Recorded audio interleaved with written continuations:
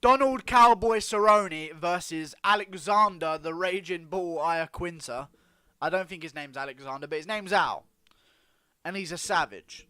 And he's ranked number 4 in the world. Al Iaquinta said before this fight, he wants someone who's above him, or he wants a big name. Above him is Tony Ferguson, Khabib. He's not going to get either of them right now. He's lost to Khabib. Tony Ferguson's ankle picking his walls, apparently, and his wife. Get well soon, Tony. I'm sorry. Don't kill me in my sleep. Conor McGregor or Dustin Poirier. All of those are unavailable to him. So other than that, the only 2 big names in the lightweight division outside of those names I just listed are Donald Cerrone and Nate Diaz. And Nate Diaz is a diva and he doesn't want to fight. So Donald Cerrone it is versus Al Iaquinta. Amazing for Fight Night Ottowa. Amazing.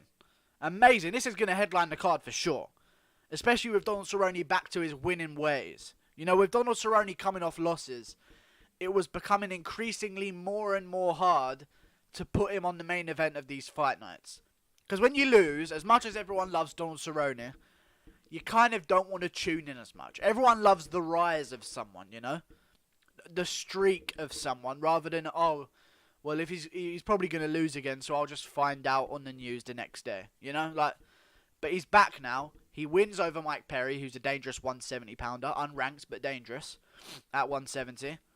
Gets a submission in the first round. Then he comes into lightweight and gets a very impressive win. This is the most impressive win of Donald Cerrone's entire career since, I'd say, honestly, I wouldn't even count the Matt Brown win, because Matt Brown was unranked. Rick Story was unranked. Since Patrick Cote. Honestly, since Patrick Cote. Alexander Hernandez was he was looking to be the next big thing at lightweight, and he could feel it himself. Donald Cerrone comes in, shows him the ropes. I even picked Alexander Hernandez to knock out Donald Cerrone. Okay, I thought Alexander Hernandez was just gonna fucking Darren Till Donald Cerrone. Nevertheless, Donald Cerrone gets it done with a beautiful head kick, as he does, in beautiful Donald Cerrone fashion. I feel like... I hate this! I hate Donald Cerrone. I hate Cowboy so much. Because when I love him. He's a cool guy. Fun to watch fight as well. But when I pick against him, 100% ratio, by the way, guys. Every time I pick against him, he wins. And every time I pick him to win, he loses. So you know what? I'm going to try some reverse psychology. I pick Al Iaquinta to win. Which means I pick Donald Cerrone to win. Have fun with that, karma. Have fun with that, God. If you're going to change your plans because of me. Am I serious with reverse psychology or not? You guys take it as you see it. I actually think Donald Cerrone's going to win though. I really do. I feel like he's just going to be a bit too much, because the way to beat Donald Cerrone has been very clear. You put the pressure on him early, you back him up against the cage, and you try and deal with him in the first round. I know Al Iaquinta is very dangerous, but he's not a first round knockout artist, okay? He gets TKOs, he does, but not against the highest level of competition. He knocked out Diego Sanchez, but at this point in Diego Sanchez's career, it doesn't mean as much as Gilbert Melendez's win over Diego Sanchez did all that time ago, you know? A win over Diego Sanchez now is like, okay, you're good enough to be in the UFC. You know? It doesn't have the same ring to it as it once did earlier in his career. So he knocks out Diego Sanchez in the first round. Then he gets his shot against Khabib. Loses. And then he wins over Kevin Lee. Very good win over Kevin Lee. However, I feel like Donald Cerrone's going to knock out Al Iaquinta. I really do. And I don't know why I'm saying that, because Al Iaquinta's never been knocked out. Actually, I don't think he's going to knock out Al Iaquinta. I'm changing my mind mid-video. I feel like this is going to go the distance. And I think it's going to be a war. I really do. But I feel like when Donald Cerrone settles into a fight and eats a couple shots and gets used to the pressure, it's very hard to put him out. You know, you saw it in the Leon Edwards fight. Leon Edwards was tagging up Donald Cerrone early, and it looked like it was having an effect on him. And then towards the end of the fight, those punches just don't have the same snap on them. And you need that snap to knock out Donald Cerrone. So I'm going to go with Donald Cerrone by decision. I don't think Iaquinta is going to be looking to shoot for a takedown because he rarely does. I think Donald's going to be looking for some takedowns just to wear out Iaquinta, not to really get it to the ground or anything.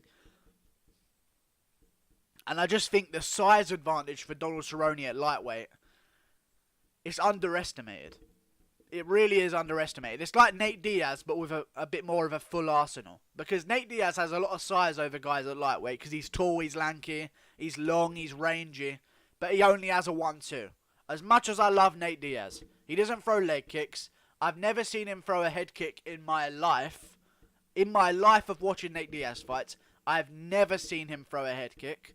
Okay, even on UFC 2, they gave him a head kick in the game. They should remove that from his arsenal. Because I've never seen him throw a head kick. Okay?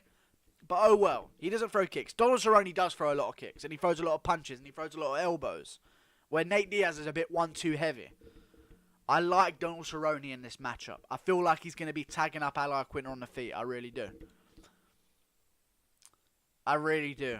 I feel like Iaquinta is going to have that base. And he's going to have to adjust his striking style as well. Because Iaquinta's he's the anti-wrestler. He keeps a very low center of gravity and he creeps in and sort of uncorks these sort of... They're not wild hooks. They're overhands, but they're very Doohoo Choi-esque. Where he just sort of dips them in like Stipe Miocic when he throws his sort of overhands. They're not Yoel Romero fucking... swinging for the fences. You know what I'm saying? They're very Doohoo Choi, like... Well, it's not an MMA guru video without some stereotypical racism, is it? So, I'm not even going to restart the video. That was just a noise that came to mind, thinking of Doohoo Choi. I'm sorry. To all the Asians out there. I'm never going to get adverts from YouTube.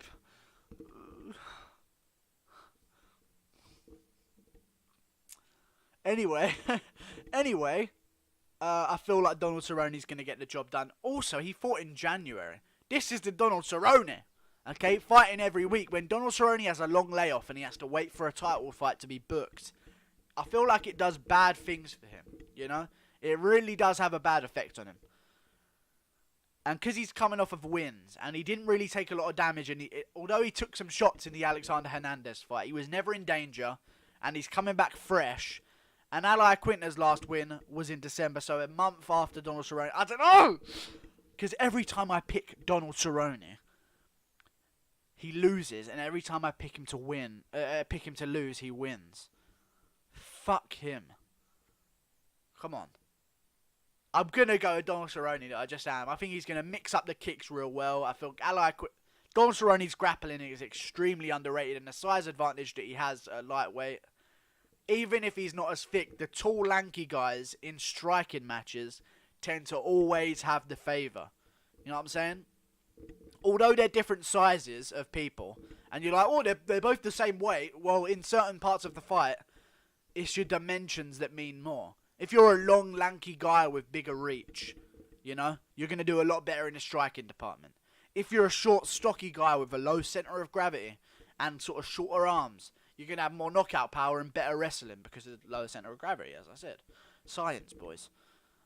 I feel like Iaquinta is going to be looking to wrestle. I feel like Donald Cerrone is going to be leg kicking, front kicking, jabbing his face off, and I think he's going to go the distance because Iaquinta does not quit and doesn't get knocked out at all and has never been finished by strikes in his life. Ugh! Fuck off. I just think Donald Cerrone is going to win. Lightweight has always been the home for Donald Cerrone, in my opinion. So, yeah. Donald Cerrone in reality is like a 160 pounder, 165 pounder. But I think lightweight right now, as much as guys don't like the weight cut, there's certain in-betweeners where you kind of think, okay, the weight cut's very necessary for you to win fights. Like, you don't stand a chance against guys too high up a weight class, you know.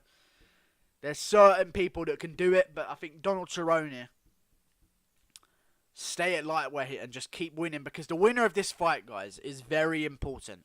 They're going to get... Remember, Conor Conor McGregor's next opponent was gonna be Cowboy before ESPN decided that they hate making money and don't want it to be a main event. I have no idea why they're so mentally challenged, but apparently everyone at ESPN doesn't know what fighting's all about and doesn't know that Conor McGregor is literally a guaranteed 1 million pay-per-view buys without anyone else on the card. So you could have Conor McGregor stomping a phone in the middle of an octagon and it would do probably 800,000 buys. Not even exaggerating. Anyway, the winner of this fight is definitely next for Conor McGregor. Tony Ferguson's out of the question. No one else is moving up from featherweight, or they're already booked from a fight. Jose Aldo is what I'm talking about. He's fighting Volkanovski. Dustin Poirier and Holloway are booked. Tony Ferguson's trying to ankle pick his wall. Khabib Nurmagomedov's on suspension. Conor wants to fight in July. The winner of this fight is the guy to face Conor McGregor. And if it's Cowboy, it's going to be more likely. But Iaquinta is not afraid to talk some shit. Cowboy doesn't like to talk too much, you know? He's a bit more calm because he's been at the winning end of the mic before. He's not too adrenaline filled. And he's just going to say, yeah, I'm just going to go drink some Budweiser. Yeah, yahoo! You know what I'm saying? Like, maybe that's a bit stereotypical again. Iaquinta, I think if he wins this, he's going to be on the mic looking for the McGregor fight. And I think Cowboy might do the same. Let's make it happen. Let's make it happen. Very interesting matchup if it comes to fruition. And it looks like it's going to. So yeah. Like and subscribe as well. Thank you. I don't have any videos to do, so this is my only video for today. Oh well. Any ideas for some shit you want to see? I don't know. Let me know.